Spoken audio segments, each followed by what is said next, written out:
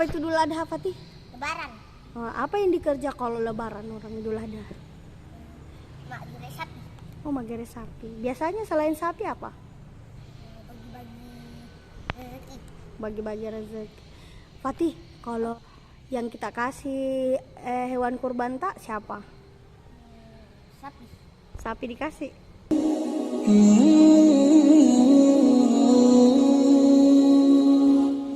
Bismillah wa bihamdi. Assalamualaikum warahmatullahi wabarakatuh. Alhamdulillah wassalatu wassalamu ala rasulillah wa ala alihi wa ashabihi wa mawalah. Para pemirsa Insan Madani Channel, saya Imran Khalil, SPDI, guru di Sekolah Dasar Insan Madani Kota Palopo.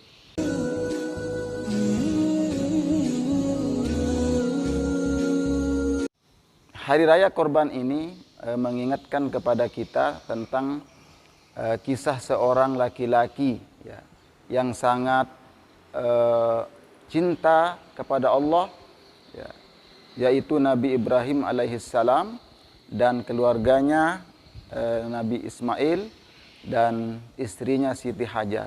Ya. Nabi Ibrahim alaihissalam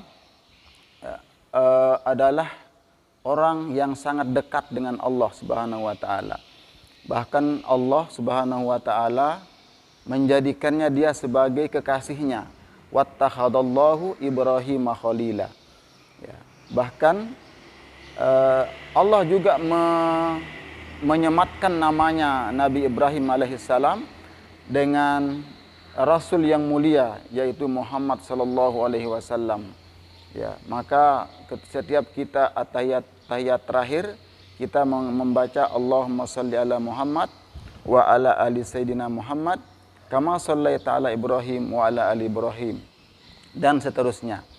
Ya, jadi prestasi-prestasi yang diraih oleh Ibrahim alaihissalam sehingga Allah memberikan begitu banyak keutamaan itu bukan suatu pemberian yang gratis ya. Tetapi itu adalah buah dari perjuangannya. Ya, Nabi Ibrahim alaihissalam tidak pernah berhenti dari ujian.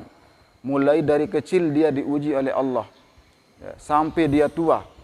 Ya, ketika dia kecil, ya, dia diuji oleh Allah Subhanahu wa taala dengan rasa resah. Ya, rasa risau dengan masyarakatnya yang menyembah berhala.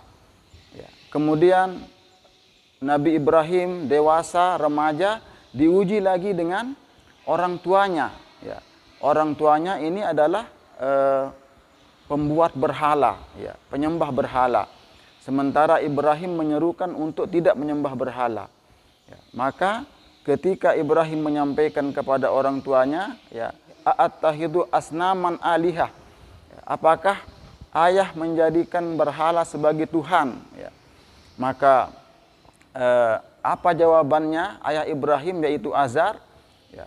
Azar mengatakan, ya, illam tantahi la arjumannaka ya, wajurni maliya. Ya.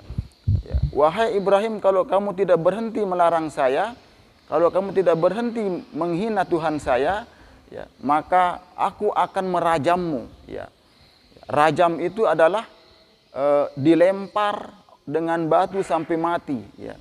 Wajurni malia, atau kamu akan saya usir dari rumahku sejauh-jauhnya. Ya. Begitulah jawaban dari ayah Ibrahim. Tetapi Ibrahim, ya, tetap dia bersabar, tetap dia menjaga sopan santunnya kepada ayahnya. Nabi Ibrahim menjawab, sa'astaghfiru laka rabbi. Ya. Ya. Wahai ayahku, kalau engkau tidak mau dilarang, maka aku hanya bisa memohonkan ampun kepada Tuhanku supaya engkau diampuni oleh Tuhanku. Ya. Jadi lolos dari ujian remaja. Ya. Ibrahim diuji lagi ketika dia sudah punya istri. Ya. Apa ujiannya? Ujiannya adalah dia disuruh bawa istrinya ke tempat yang tandus, ya, yaitu suatu lembah, ya, yang ada di Mekah. Ya. Ya, disitulah disuruh tinggalkan istrinya. Daerah yang tandus, tidak ada air, pohon pun tidak bisa hidup. Ya. Maka karena ini adalah perintah Allah, maka Ibrahim pun melakukannya. Para pemirsa Insan Madani Channel, begitulah kisah Nabi Ibrahim alaihissalam. Tetapi puncaknya adalah ujian Nabi Ibrahim ketika dia mempunyai seorang anak, ya. Seorang anak yang telah ditunggunya selama 80 tahun. Ya. Allah Subhanahu wa taala mengujinya lagi untuk menyembelih anaknya, Nabi Ismail alaihissalam. Ya. Kita bisa bayangkan, ya, para pemirsa, ya, kita sudah lama tunggu anak kita, ketika anak kita ada, kita disuruh untuk menyembelihnya. Orang tua mana yang bisa melakukannya? Tetapi Ibrahim alaihissalam justru disitulah dia mempertaruhkan rasa cintanya kepada Allah Subhanahu wa taala, mengalahkan rasa cintanya kepada anaknya. Dan Ibrahim pun melakukan perintah Allah untuk mengorbankan anaknya. Ya. Para pemirsa, ternyata perintah untuk mengorbankan anaknya ini hanya sebuah ujian dari Allah. Ya. Karena Ibrahim melakukan perintah Allah, ya, ternyata Ismail digantikan dengan domba. Ya. Jadi yang disembelih oleh Ibrahim adalah domba dan anaknya Ismail tetap selamat. Ya. Inilah yang kita jadikan sebagai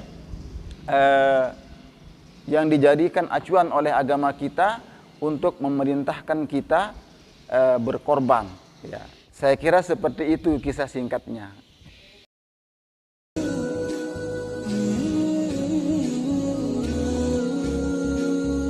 Hikmah dari hari raya korban ini, ya, memerintahkan kita, mensyariatkan kita untuk berkorban.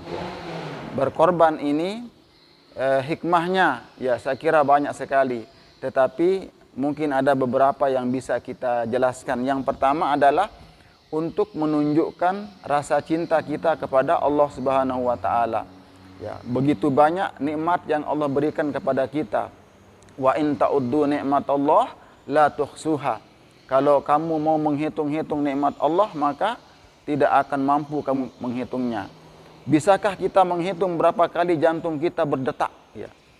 Bisakah kita menghitung berapa tetes darah yang dicuci oleh ginjal kita? Ya.